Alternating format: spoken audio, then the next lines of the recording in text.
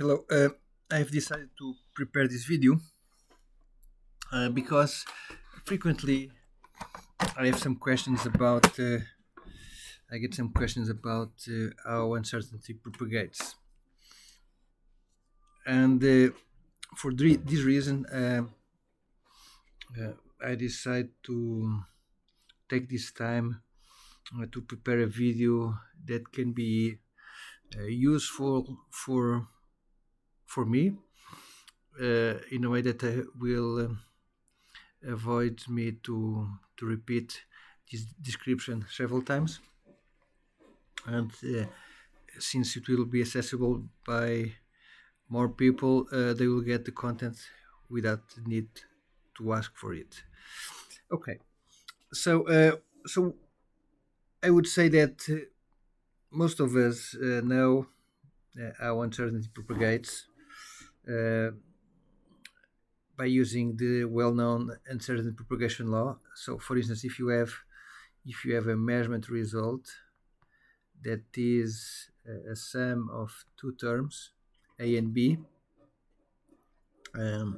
we know that the uncertainty of y is equal to the square root of the square of the standard uncertainty of A plus the standard uncertainty of B. So this is a standard uncertainty. This means that this is an uncertainty associated with 68% confidence level, meaning that if I take A minus plus the standard uncertainty of A, we expect that the true value of A will be within this interval with a 68% confidence level, which is rather low.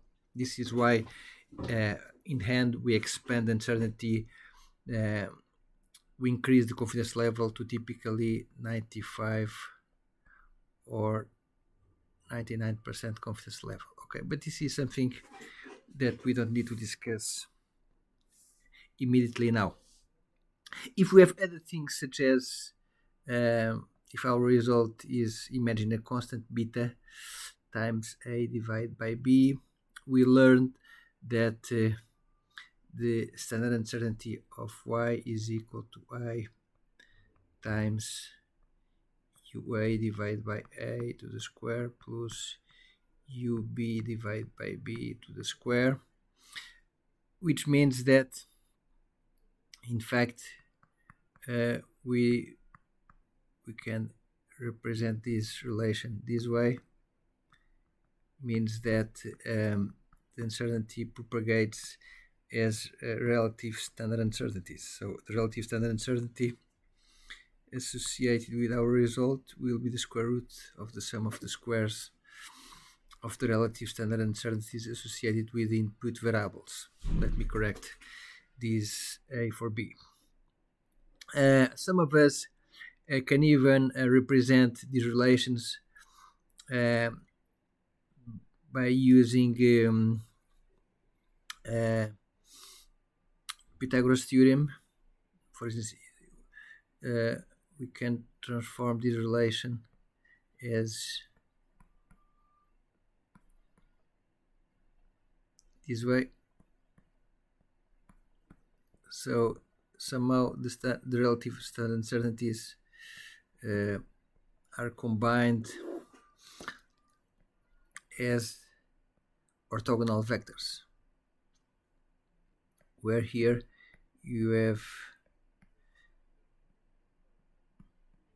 for each of these vectors, you have a relative standard uncertainty, and by the Pythagoras theorem, the square of this vector is the sum of the squares of the other ones.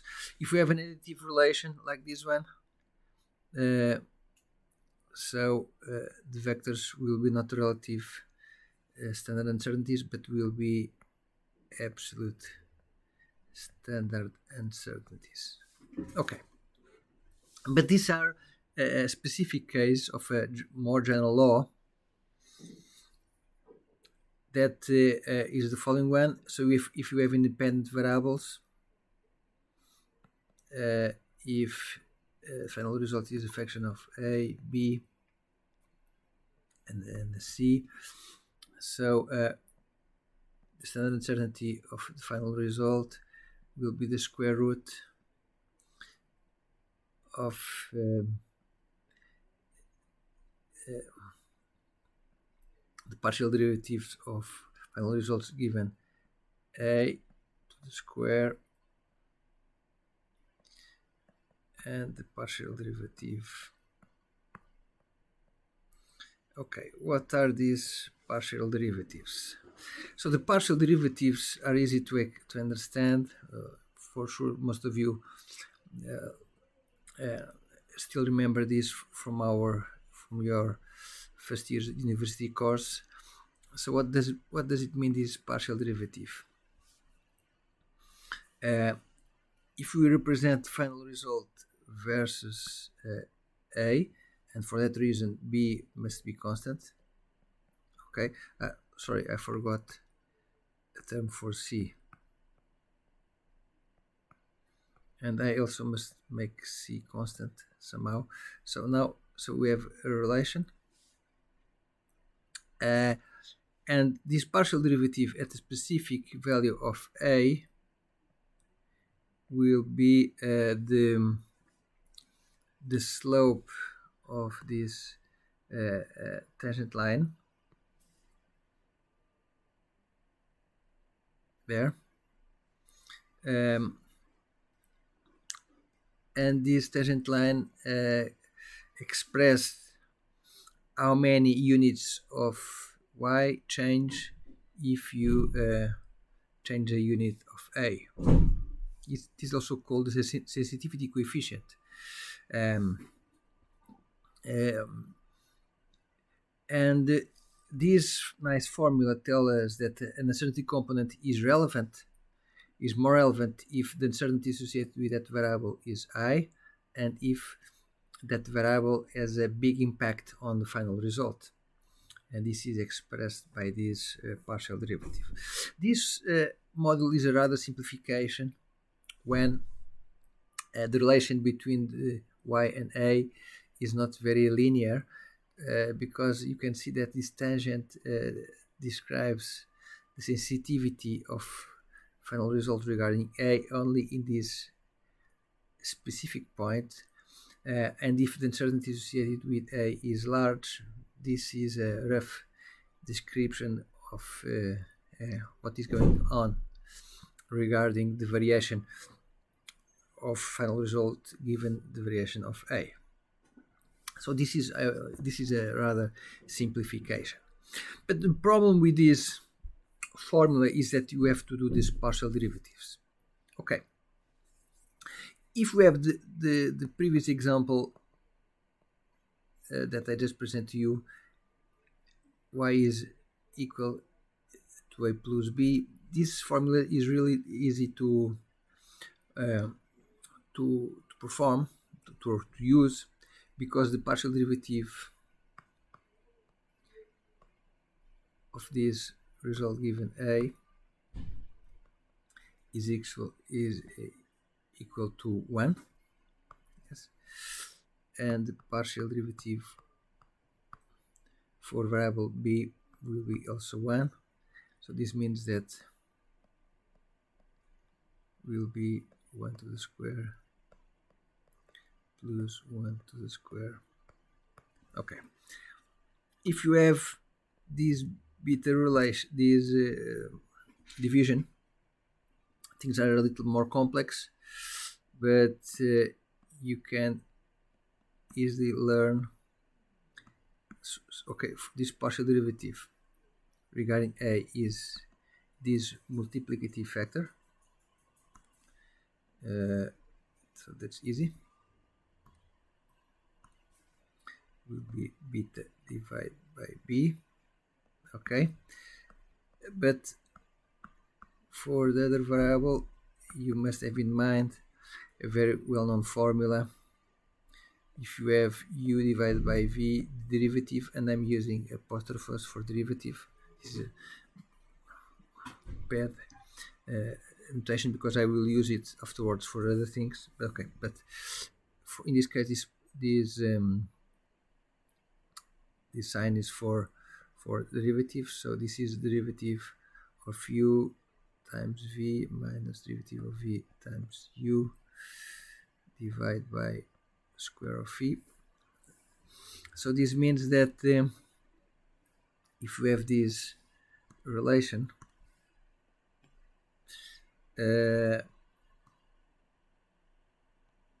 let's use another color now. So in this case, the partial derivative of the numerator regarding b will be 0 times b minus derivative number 1 times beta a. Okay, let's put the point there for multiplication, and then you have the p square. Okay,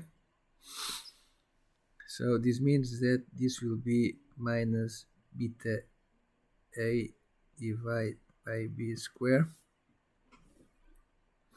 And let's put all these formulas together.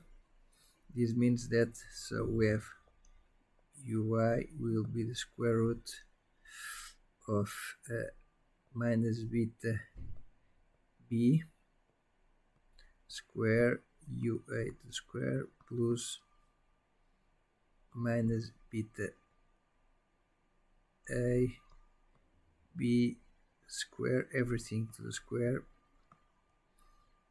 Okay, and if we divide all these terms,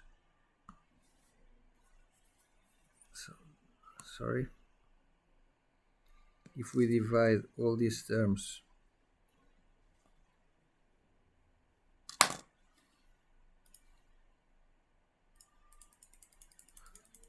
by y, okay, we can do that.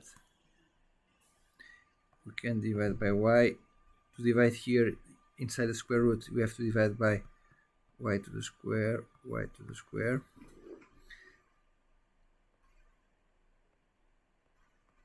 And here what we have,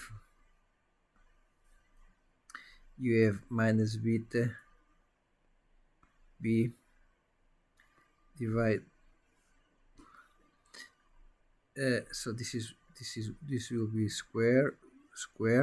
Here will be beta square a square b square, yes, because we know that the meaning of this y, u a to the square plus minus beta square times a square divided by b4. Okay, and then we have this b square a square b square u b square. Okay, looks complex, but not so much. So this one, the sign is not there anymore because we have the square, of course. This gets there, this one gets there. So this is the remaining, what we get afterwards. This bit, okay, and here what happens is that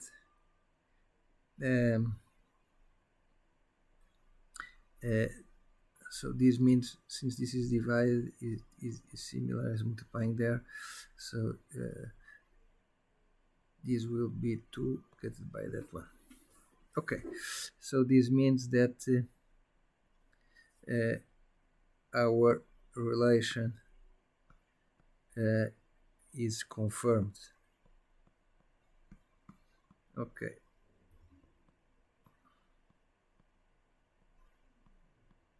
Okay, this is useful. Will be useful for us to understand meaning of this answer propagation law. This equation is only applicable if all these variables are independent. This is a major issue, important. So A, B, and C are independent. They are not somehow correlated. They can be correlated if, for instance, if we have several volumes measured with the same equipment, or there are other sorts of correlations. Okay, but the problem of this nice formula is that it is difficult to apply directly, because you need to know the partial derivatives.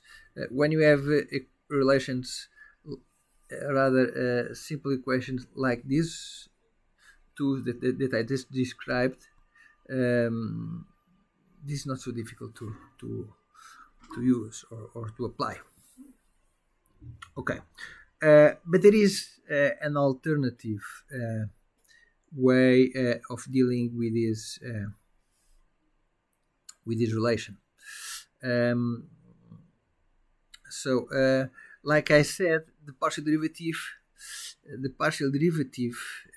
is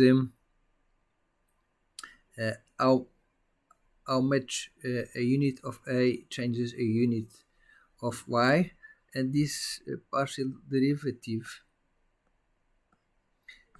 is approximately delta Y divided delta A. Yes, so this if this relation is perfectly linear, so if is a straight line, this method will be very accurate. If we have like I said, not a linear relation, the slope will describe only sensitivity at rather in that specific point. Okay. Kragten developed a very nice way of performing these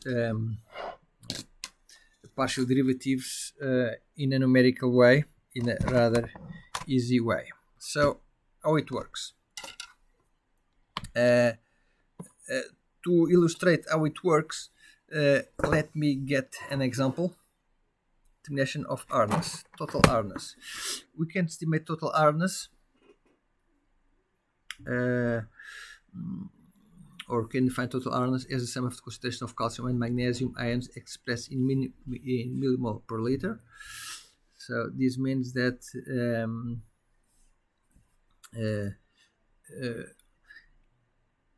and typically by titration we measure the total hardness, the calcium hardness, okay, and by difference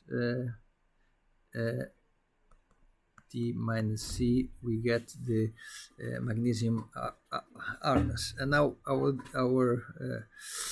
discussion is how to calculate uncertainty from the difference if the measured total and calcium hardness have 5 and 12% uncertainty. So forget it's not important if these values are completely correct.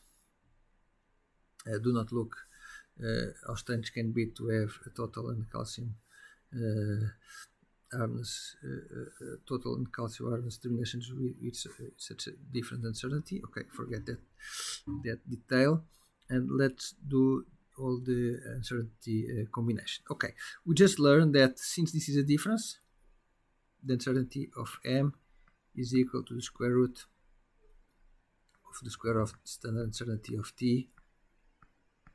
Okay, we know that. So the minus is not relevant because you have this a square of the partial derivatives, and so this should work like that. And this means that we can easily get our numbers. Now let's use Excel. So the uncertainty of M will be First of all, we have here the measured values, the relative standard uncertainty in percentage. So we need to have the absolute uncertainty, standard uncertainty, that will be the measured value times the relative value.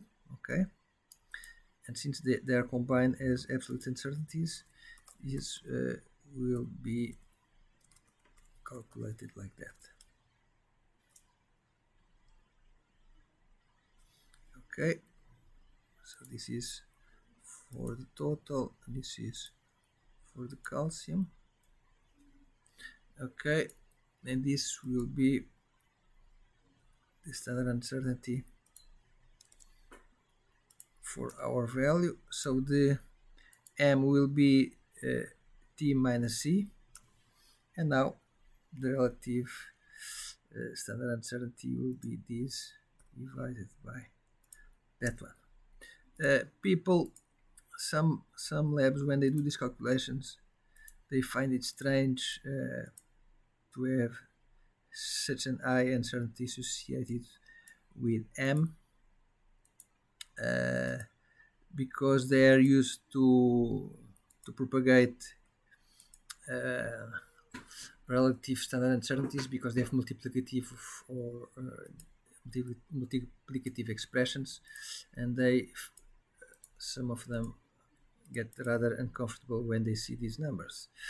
And you can easily see that if the uncertainty associated, if the difference between total and the calcium is smaller, which is rather frequent, the relative standard uncertainty associated with magnesium determination gets huge. Okay, but this is it's a propagation law way of doing that. Let's talk about how can you use the Kragten method. So the Kragten method, let me spell the name correctly. So the Kragten method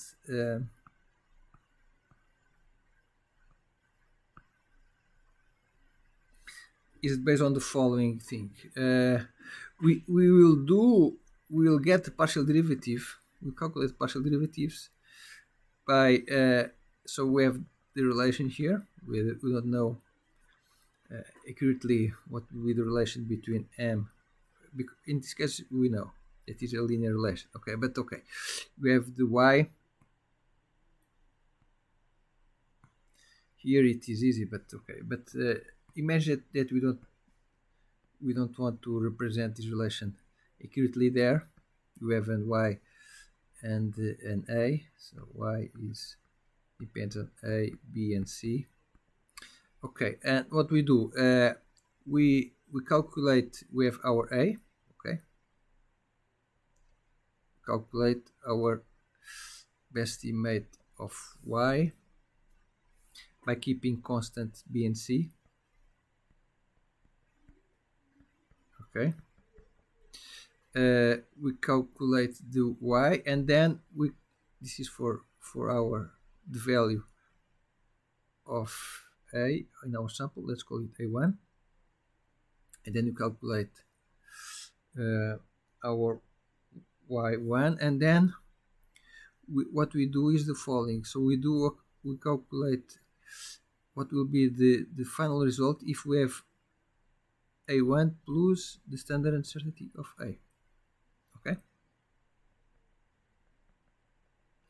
and then you have y1 plus u, I would say.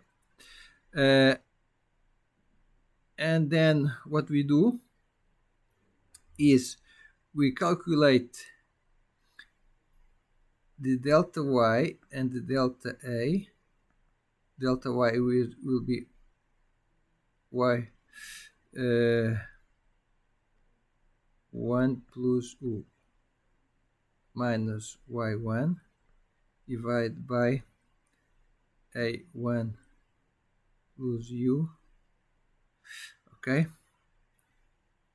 minus a1. The nice thing from the option to add, with the option to add the standard uncertainty, is that this will be delta y divided by UA. Yes, because we just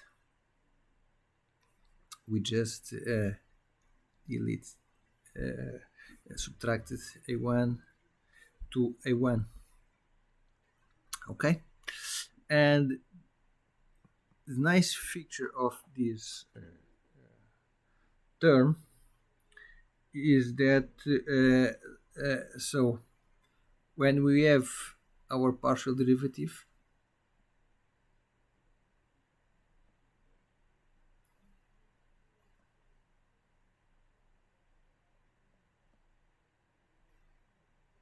this equivalence, okay,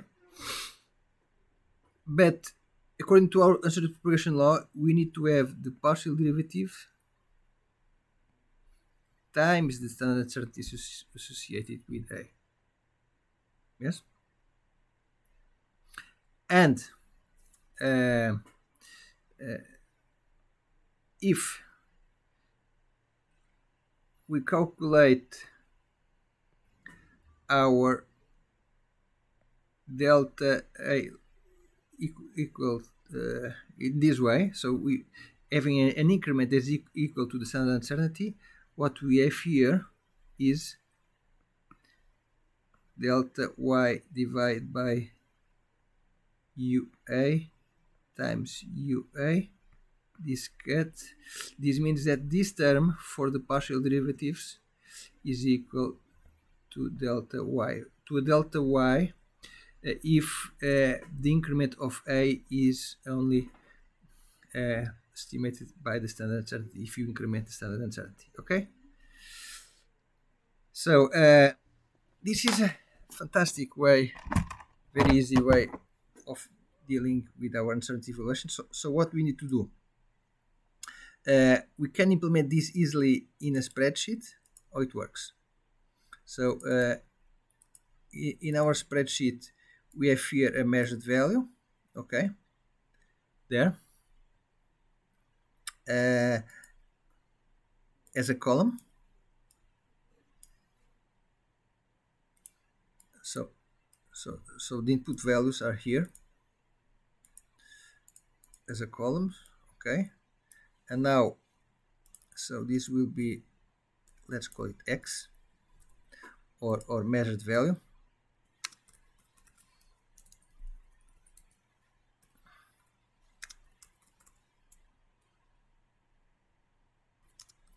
And then in the other part, in columns, we'll have the uncertainty associated with X. Okay, let's see how it works. So we have here the uncertainty of T, the standard uncertainty of C, because these are the inputs. Do not forget that T and C are inputs, so we put them there, and we learn that is this times that, and we learn that this is this times that. Okay, and let's continue. So now what we need to do, we'll make the following thing. For these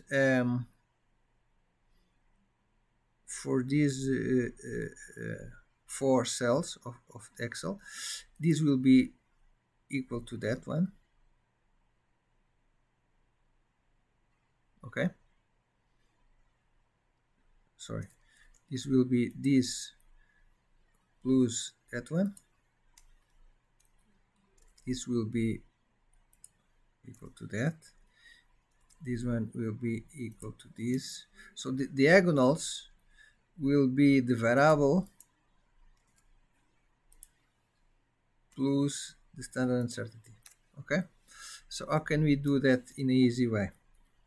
So we make this equal to that column. So it must be column F, okay.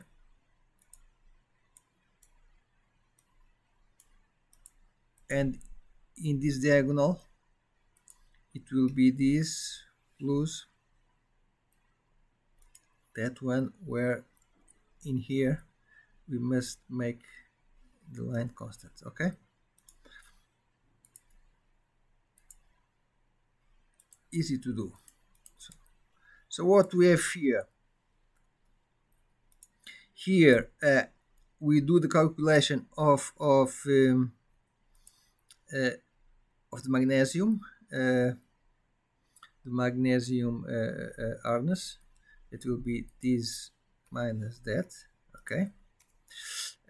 For the measured values, okay, so for our best estimate of the measurement, okay, this is what we have there.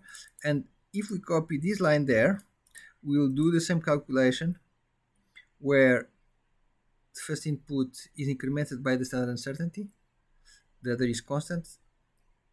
In the second column, we do the calculations where the delta y will be calculated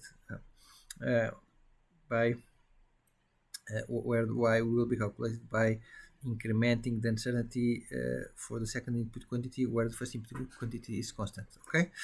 So this means that our estimate of the partial derivative, let's call it that, like that. So the partial derivative, our numerical or approximate termination of these partial derivatives times the standard uncertainty will be this delta y, that will be this minus that, and for this will be this minus that one, okay. And it makes sense that the partial derivative is positive for t, because as t increases, m increases, and for c is negative because as c increases, m decreases, okay. And now, so the standard uncertainty associated with m will be just the sum of squares, so it will be the sum will be the square root of square of this plus the square of that. Sorry, I needed 2 there, okay. And now you can see that we get exactly the same number there.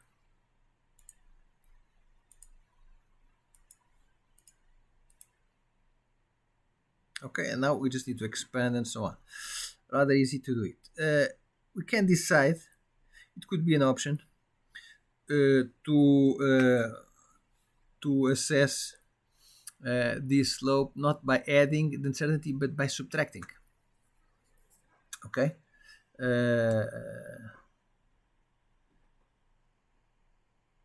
It can be an option. So you have our y, you have the function, you have an a1 that is, and then you have the a1 minus u a, then you have y1 minus u, okay. But in that case, if you decide to do that,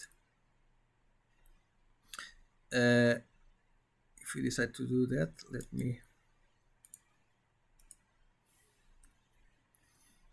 recycle some information to save some time.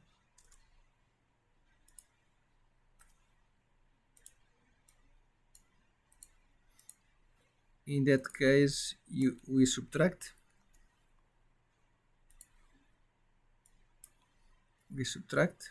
and here we must pay attention to the fact that you have to change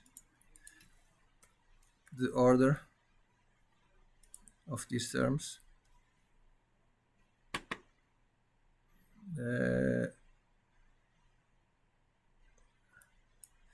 Sorry, let me see. So this is smaller, lower. Here, you must take this minus. Sorry, no, this will be This will be the same. This is what we need to change. So this will be. So we have to start this minus that one, and this minus that one. Okay. This is only important to have the correct sign here for the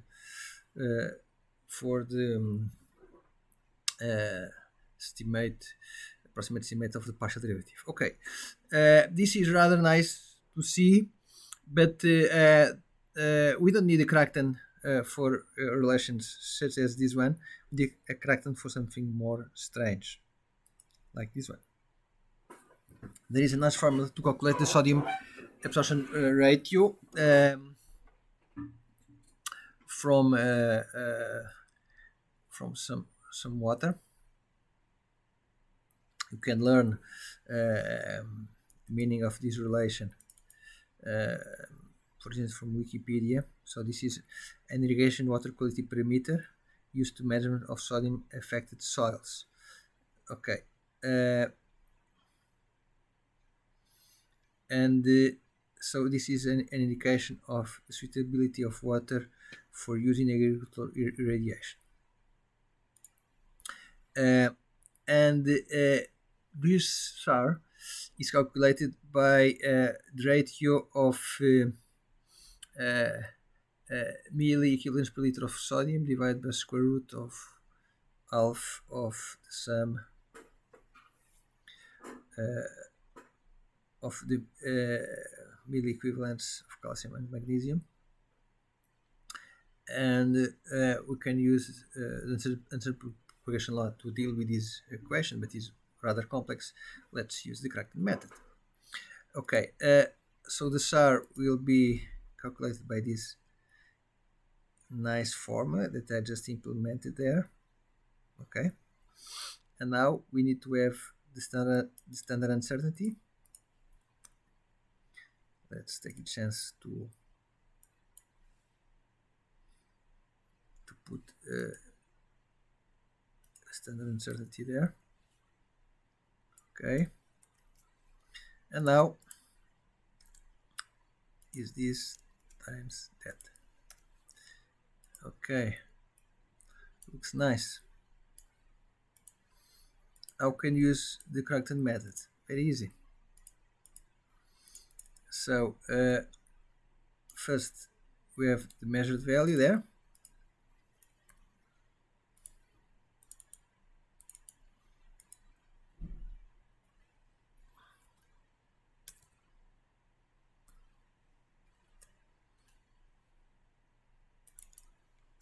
Okay, and then we have the uncertainty associated with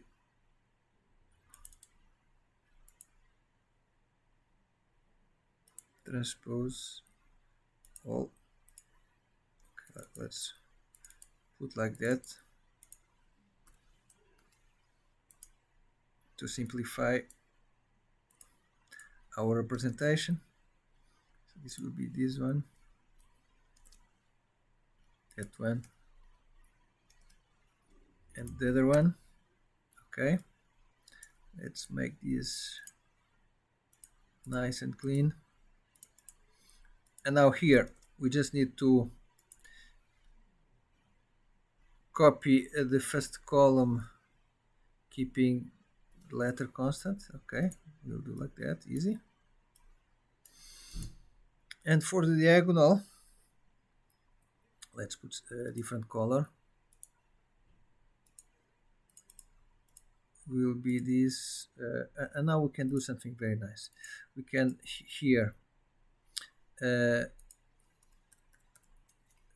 select if you want to have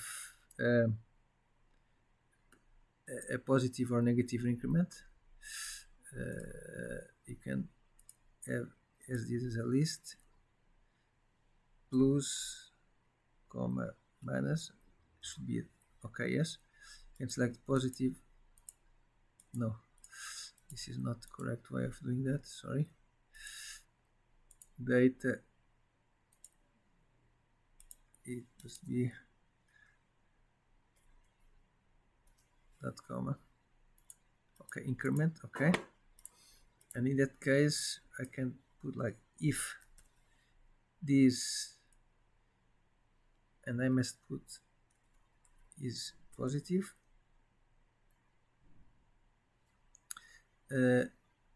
we get this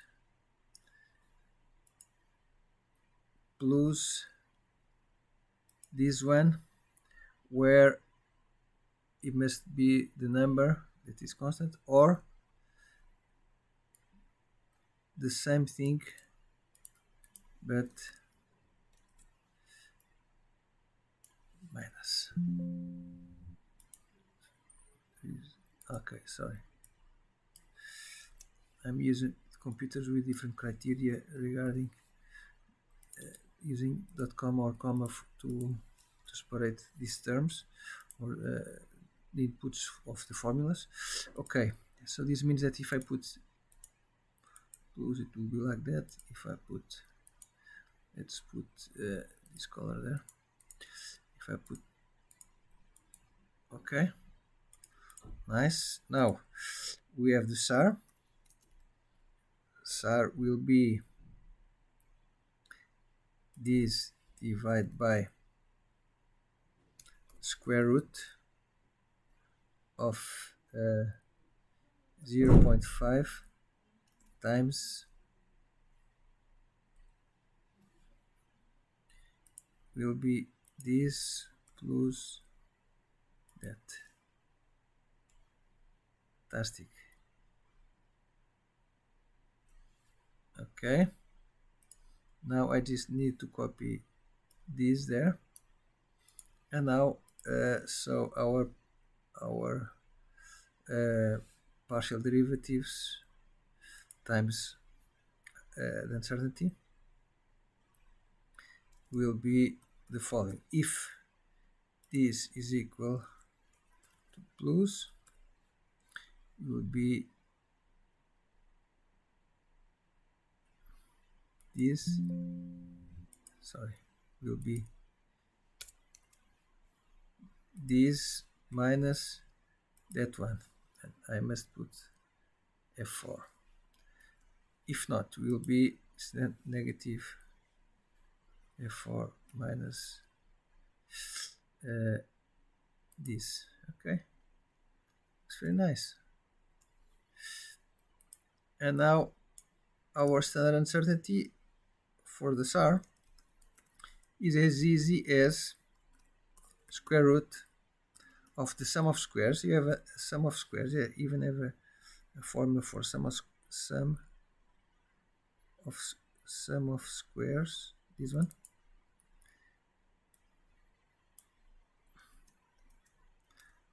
And that's our uncertainty.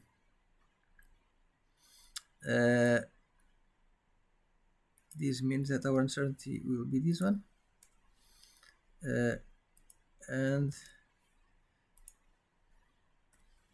the relative will be that one, 17%. Let's see if this makes sense.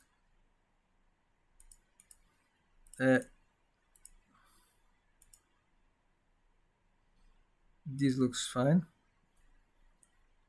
This is trivial. Other thing, there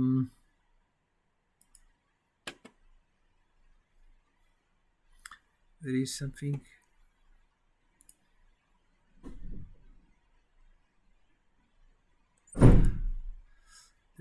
wrong there, I think.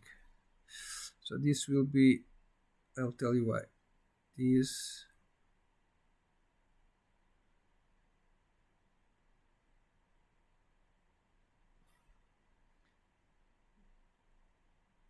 Yes. Why I said that is wrong? It is wrong because all these sensitivity coefficients are positive, which is wrong. These must be negatives for that ones, and I know why we have a problem there. The plus was not okay. Sorry for this mistake.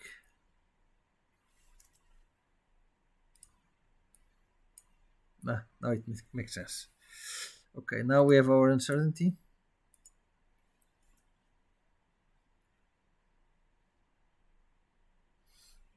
Okay, and what can we learn from here? So it looks like this is correct. This one is correct. If we put this negative, this uncertainty will be slightly different because the function is not perfectly linear. So the positive and negative increments will get slightly different values.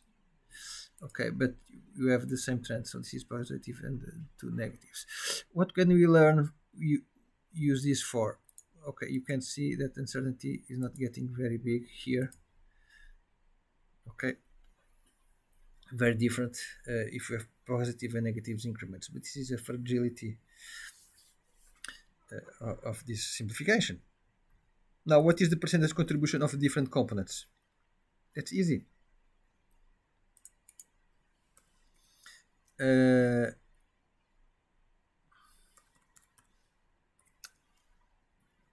This will be, this is the sum of squares of the terms. So this will be the square of this divided by the square of that. Okay.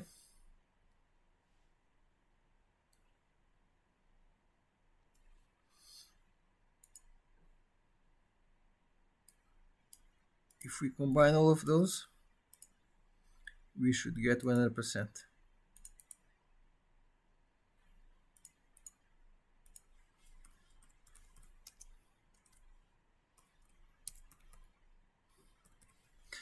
Okay, I'm almost done. And now we can even make a very nice graph. And you can see, okay, if we do it correctly, you can even identify which one is so what are represented by all of these. Okay, I think I can do that. Select data, edit. Let's see if it works. Not that way. Not for the title. Okay, forget. I think that I'll try to improve in the future how to deal with this, make from these graphs. Okay, but this is the measure will be for sodium and other R minors, R minor components according to this evaluation. If the uncertainty associated with what these values is larger, this will affect the uncertainty from calculations using positive and negative increments will be more different. So this is what I have for you today. I hope that this video was useful.